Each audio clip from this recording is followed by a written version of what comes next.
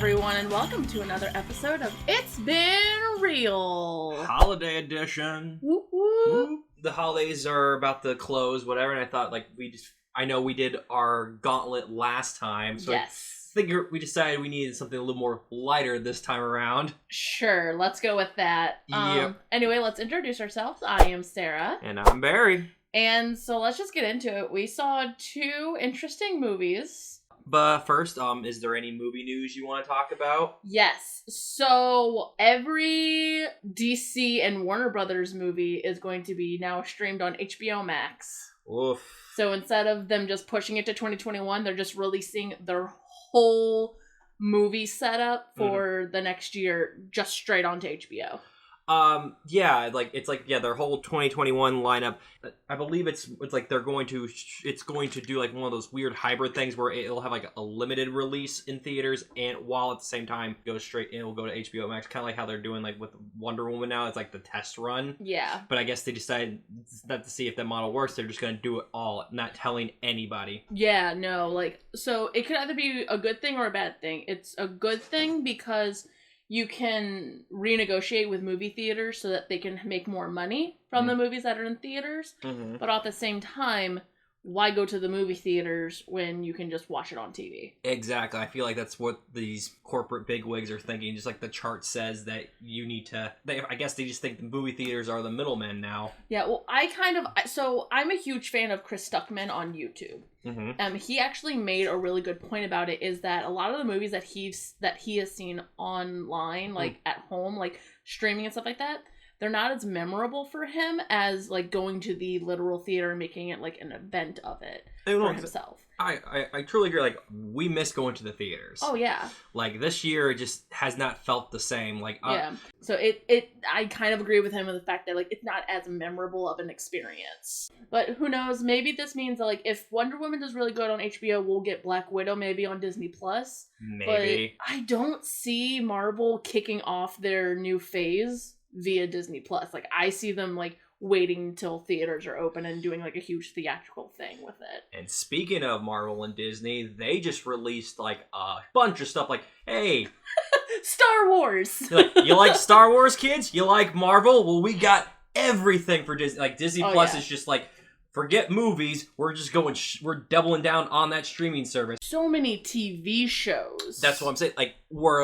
Where I feel like where HBO Max is like I feel like streaming services are like people are figuring out like streaming. You would rather binge watch a TV show than watch a movie on a streaming service. Yeah. So I think Disney just finally figured out the formula, and it's like, okay, we want to have like a new show like every 6 months, so we're just everyone gets a show. Yeah, I feel like I'm gonna get burnt out on Star Wars though. Maybe, who knows? Like, who knows? Like, I was burnt out a little bit on Marvel for a while, and then it was revitalized with Thor Ragnarok. Mm-hmm. But only time will tell. I mean, we've been loving The Mandalorian, so yeah, I had to start from season 1 again because I couldn't remember shit that happened. But yeah, but like, is there anything from like the Marvel or Disney releases, like the trailers or anything that you think that like speaks to you? I really want to see The Bad Batch. I think is what it's called. Okay, the Clone Wars prequel. Yeah. I actually started watching all the Clone Wars like from season 1 that's on Disney Plus right now, just so I understand the references for season 2 of Mandalorian. Yeah. For me, I'm looking forward to like, I know because like there was like that Loki show, and there's like Wandavision, and like Wandavision like the Winter Soldier, and like honestly the one that struck me, like the trailer I saw, was their animated thing, the What If series. Yeah, like I remember reading those comic books. Yeah, like every time there was like after like a major comic book event, they'd always throw like a one issue of just like, hey, what if this happened instead of that? Like I always loved those like just like those kind of scenarios and like the whole multiverse, and like what they showed us, what are like just like little teasers of what's gonna happen. I like what if Peggy Carter got the superhero soldier serum, or like what if Star-Lord was actually Black Panther, or like stuff like that. That seems, I don't know. Jesus. There's so many possibilities. I love and loathe the multiverse for this reason. There's just so much you can think of. It's like, but yeah, like it looks fun, and like I'm looking forward. I don't know. It'll be interesting. It'll be interesting for sure. But moving on, I think it's time for some previews. Let's all go to the lobby. So Fatman was kind of like a shoot 'em up action movie. So we decided we were going to try and find some shoot 'em up action movies that were coming out this year or have literally just come out to talk about. So do you want to go first, or do you want me to go first? Yeah, I can go first. The trailer I found, it's the film Nobody. Nobody? Yes. Nobody. Yeah. I have seen this trailer so much, and I am so fucking pumped for this movie. Like, for the folks that gave us John Wick, like, what if, John Wick was just Bob Odenkirk? And yes. You know what? Like, it's so good. When it comes to, like, Hollywood always has trends. If something works, whatever, then you're gonna get a bunch of copies and clones of stuff like that. Like, when the Taken series came out, you got a bunch of, like, old dudes, like, fighting, like, action star stuff. Yeah. But, like, if like the new clone, if they ever rip off, if everyone wants to make their own John Wick, I'm 100% A-okay with it. I'm okay with this movie. Like, I think when I first saw it, I like messaged you and I was like, new movie for the John Wick universe. Exactly. Like, I'm a fan of Bob Odenkirk, like a Better Call Saul, like all those like you don't really think of him as an action star, and like this trailer, like it just pops, honestly. It really does, and I like world building in movies. Like, I feel like it's a lost art sometimes in some of these bigger movies that don't span multiple movies. So, like, the fact that, like, he's called an auditor and you're going to collections, which means that you're going to fucking die at his hands. I think, like, that like little world building trick is really cool. Oh yeah, they're like it's not a very like the storyline doesn't seem the most original, whatever. It's like a man who's coming out of retirement, whatever. But the fact that like he's just it's like everyday schmuck and played by Bob Odenkirk, and like that's enough for me to be like, okay. And then when you see him just start kicking ass, you're just like, you know what, sign me up. I am ready for this. I can't wait till February gets here. But yeah, I really like it. The movie that I picked was called Archenemy. Ooh, yeah. It has Joe Manganiello in it. Yep. And it's basically a homeless man that is Superman. Yeah, what if Superman but homeless? Yes, and I like it's really interesting. Like you don't really get much of the plot from the trailer. Mm-hmm. But God, does he... Oh, I can't wait to see him kick ass. Oh, yeah, no, like, Joe Manganiello is one of those actors, like, anytime he's in a movie, like, he just always brings the movie up, whatever, and I always, like... Oh, yeah. So the fact that, like, he's getting to have, like, you never really see him be, like, a leading man, and the fact... Oh, yeah. So, having him do this, I'm looking forward to it. It looks... I don't know, it's just, like, another fun take on the superhero genre. Yeah. Yeah. Like, I'm kind of excited for that one, too. Mm-hmm. Oh, my gosh. Oh, so good. So let's get into the main attraction. Our real review. Fucking Fatman. The Fatman. This movie was so good. I loved this movie. I'm not gonna lie, it actually surprised me how well this movie was made. Yeah. So let me go into just a little bit of Fatman. Just for a heads up, are we doing spoilers? Oh fuck yes, we are doing spoilers. Like we have to talk about like some of these points in it. So, you know, if you want to see Fatman, it's on stream right now. You can watch it on YouTube, I think Amazon Prime, all those places. You've been warned. So brief overview of the Fatman. So Fatman stars Mel Gibson, Walton Goggins, Marine Jean Baptiste. Marina John Baptiste, thank you. I've always said I'm not good with fucking names, okay? This is like an ongoing thing. And then Chance Hurstfield plays the Little Billy. Those are like the three characters that really show up the most, and everyone else is kind of like minor characters. Mm-hmm. But the overview of it is like to save his declining business, Kris Kringle, also known as Santa Claus, is forced into a partnership with the U.S. military. Making matters worse, Kris gets locked into a deadly battle of wits against a highly skilled assassin hired by a precocious 12-year-old. It's received a 5.9 on IMDb, a 46% on Rotten Tomatoes, and a 40% on Metacritic. That seemed a little... So it's just like everyone said it's mediocre all the way across the board, but I think this is so much better than mediocre. Oh yeah, no, yeah, like I said, this film is like directed by the Nelm brothers, and yes. Little... Not very known names, but they did a movie a few years back called Small Town Crime that was like I love. You guys should check it out. These guys' styles, like you can just there's grit to these movies. Yeah, like felt real. See, exactly. Like, I think everyone going into this thought, like how we went into, like, watching... Oh, it's gonna be fucking dumb as shit. Like how, like, saw, like, Maggie, when you assume, like, Arnold and the zombies, it's gonna be, like, an thing, and then you get something completely different. Yeah. Fatman, you think you're getting this weird, like, shoot 'em up, like surreal, like, goofy, like, over the topness. But the fact is that you believe Kris Kringle is a real person. Like, this, like, the world building in this movie, like, it was really good. Oh yeah, like, it's just like it felt real, and I think that's been everyone's disappointment, because it just felt like an actual, like, in this world, Santa Claus does exist. He's real. Santa Claus exists. Like, he gets government subsidies. Yeah.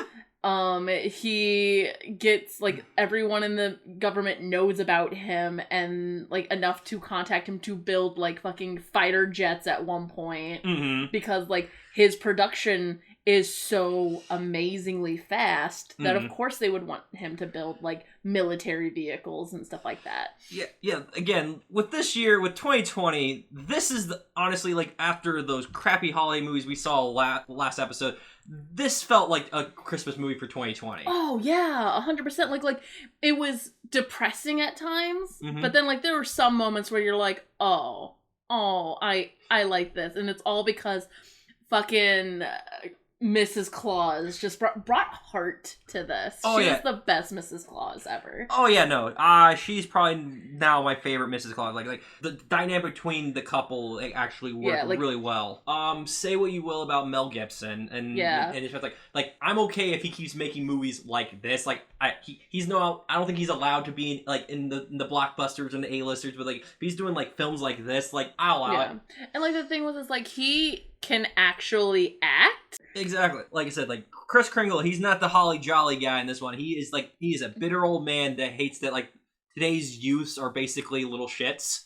Yeah, because we are. Yeah, but it's exactly. But, like, also the fact, like, it just felt like he's just like a small business owner. A small business owner, like, just like a foreman working at, like, an assembly line, and he's just afraid, like, he's gonna lose his business if, like, too many kids are shits, so not enough toys are getting made, and the government won't pay him. Yeah. And I guess, like, they don't really explain it in the movie, but I guess, like, the government is using him so that children don't become little shits. No, it's like using him as a deterrent for, like, naughty kids or something, or, like crime. Like, it was not just that, it was, like, the fact that, like, he's allowed to let them use their capitalism consumerism, like, because Christmas. And, like, the more gifts he gives out, the more people actually spend gifts, like that. Yeah, okay. Yeah, okay, I get that now. But let's talk about fucking Walton.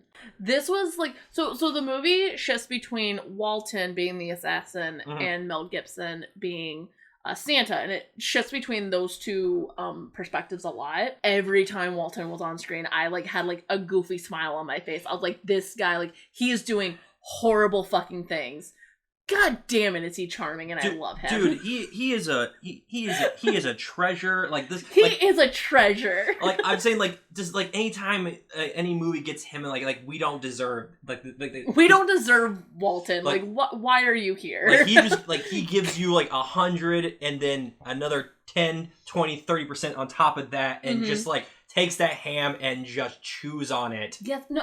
Like, I think he chooses his productions to be in because he thoroughly enjoys the subject matter. Like, he thoroughly enjoys the character that he's going to be playing. Okay, because, again, the concept is ridiculous. Literally, some bratty, like, rich kid, whatever, gets a lump of coal and hires a hitman to kill Santa. And the fact that Walt Goggins, like, takes the job so seriously to back, like, he's trying to locate Santa, like he's, like, doing research and like Nat Geo, so like he's, like, looking like he's, like, looking for Bigfoot. Like, it's like at one point, like, he calls up, like, hey, I'm trying to find someone. Like, what is his name? Kris Kringle. And then they hang up on him and goes, why the fuck did you hang up on me? Exactly. Like, the fact, like, he takes it so like, stoic and, like, straight face. Yeah. And it's, like, it's so funny. And it reminds me, okay, so we were watching this, and so he has, like, this little hamster. He's, like, talking about killing Santa while playing with this little tiny hamster. It's like you are still intimidating playing with this little teeny tiny little thing, and it's so adorable. And then like, he takes the hamster with him on this cross-country trip to find Santa. Mm-mm. And I remember this part. I want to add this in here because this is how fucking hilarious just you and me watching movies are. Mm-hmm. Like at one point, like the hamster's like being depressed in like this little tiny box that he's in, and you're like, what's wrong, fella? And I like offhandedly, I'm like, you're not giving him any like stimuli, like give him toys and shit. And you're sitting there, you're like, Sarah, like, or like way too much thinking into this. And like literally next scene he's like at a PetSmart buying like a wheel, buying toys, and I'm like, see, this movie gets it. Yeah. It's like, all in all, like, this movie just, like, has, like, a grit to it. Like, all in all, like, I don't know what to say, like, because, again, like, we went into this thinking it was going to be, like, over-the-top, ridiculous, like, shoot 'em up. Like, don't get me wrong, there's still a third act, like, you know, like... The third act was fucking crazy. It's, like, it gets bad shit. I just love the fact that, like, Kris Kringle is just, like, quote-unquote, too old for this shit. Yeah, like, he's sitting there and, like, saying that he's gonna quit, and he's being all depressed about, like, how the spirit of Christmas is gone, and then like his wife is just like, no, but like you actually do good in people's lives, and like she's showing pictures of like he gave like a truck or a fire truck to this little girl and she became a firefighter and shit like that. I thought it was really sweet, and like that was like the moment that like I started crying, and then like, I look over at you, I'm like, what the fuck, man? Like, why has this gotten me like in such an emotional place? It's like, but there, don't get me wrong, like, while we say, like, there's, like, grounded, gritty, like realness in this, like, there is still, like, the supernatural, like, the fact that, like, Mel Gibson is, like, an immortal, like... Yeah, he gets, like, stabbed...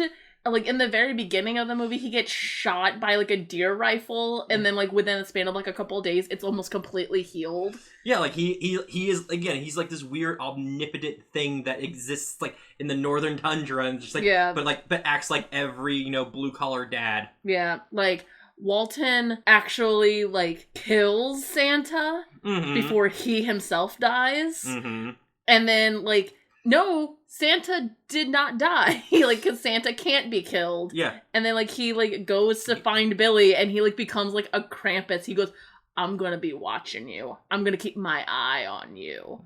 And if I find out that you've been naughty, I will come back for you. And I was just like, yes, become a deterrent so there's more good children. Oh, yeah, no, again, that was the other thing about Goggins' character. Like, he is obsessed with, like, Santa.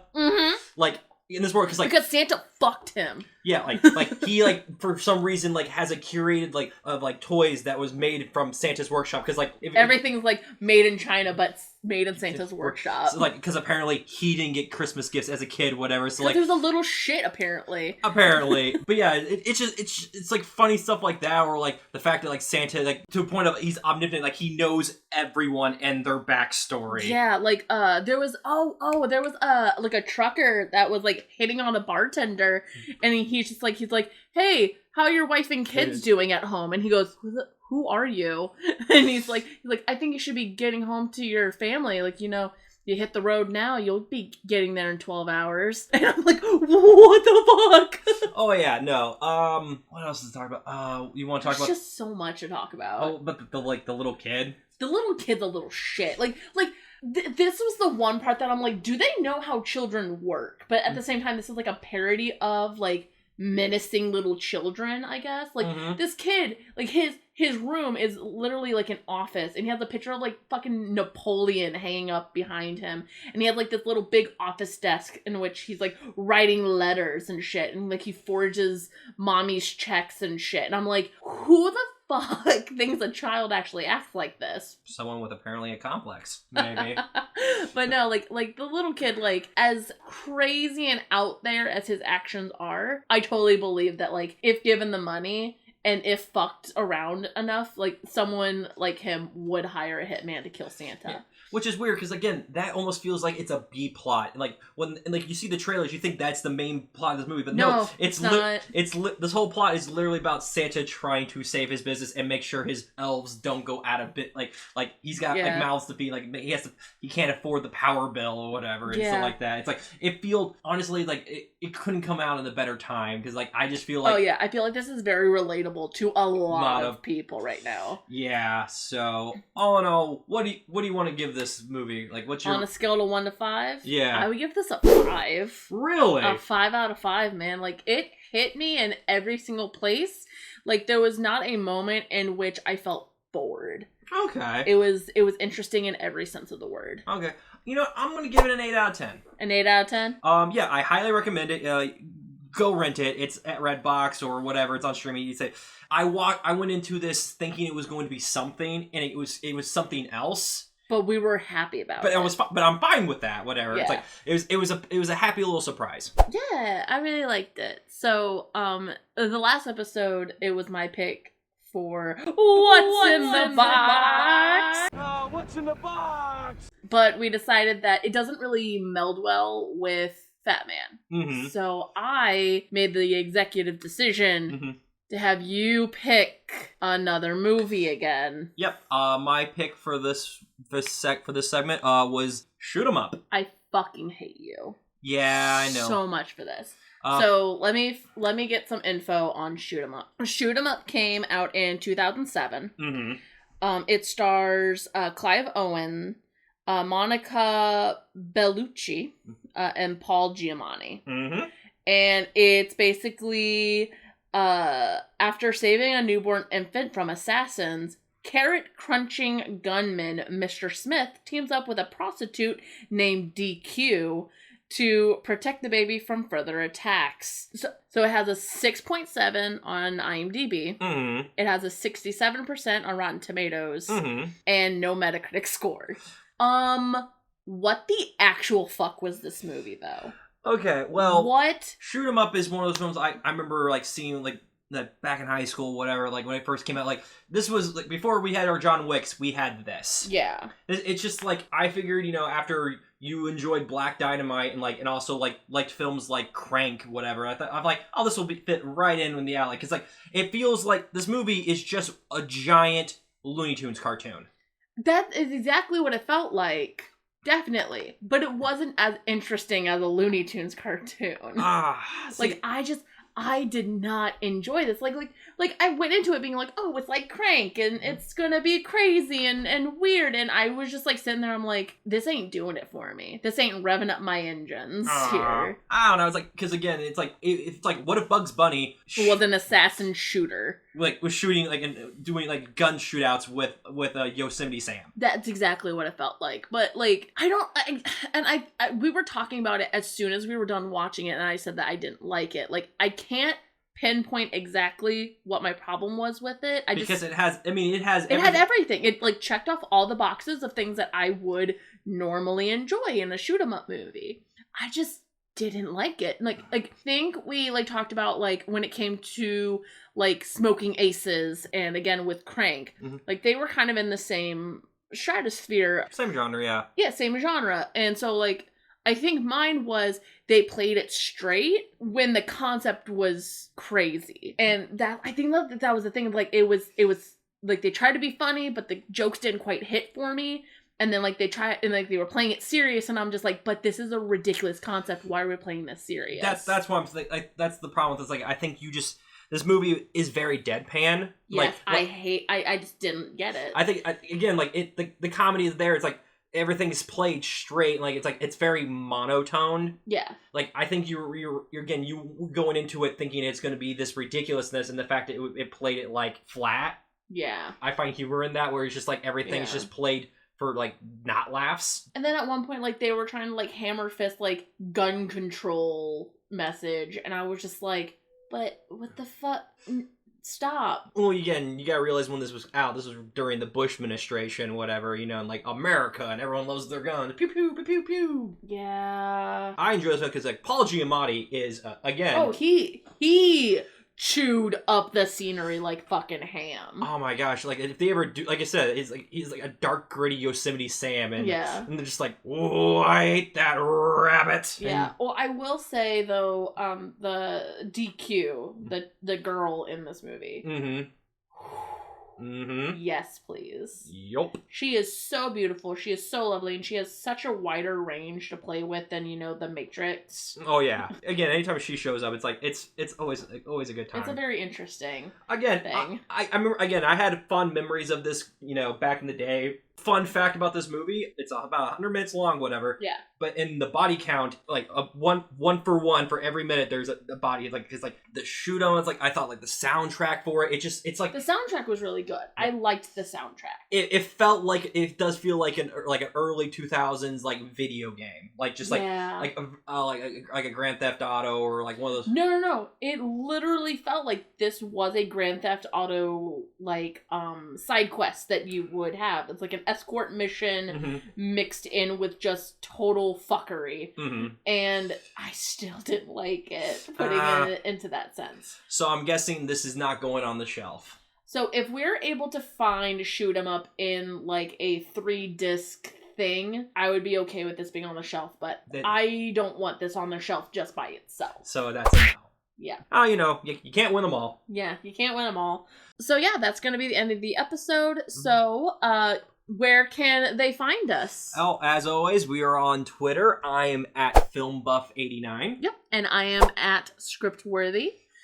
Again, guys, don't forget to like and subscribe. And don't forget to hit the bell notification so that you know when we update our next episode. And leave a comment down below. What'd you think of Fatman? Did you watch it? Is there any other favorite holiday movies? Let us know down below. Yeah, and if you want to tell me just how fucking wrong I was about Shoot 'em Up, then please feel free to just chew me out in the comments below as well. But as always, guys, thank you for watching. Happy holidays, Happy New Year. Yeah, hopefully 2021 is better in the film industry as well in just life in general. But as always, it's been real. Take care, guys.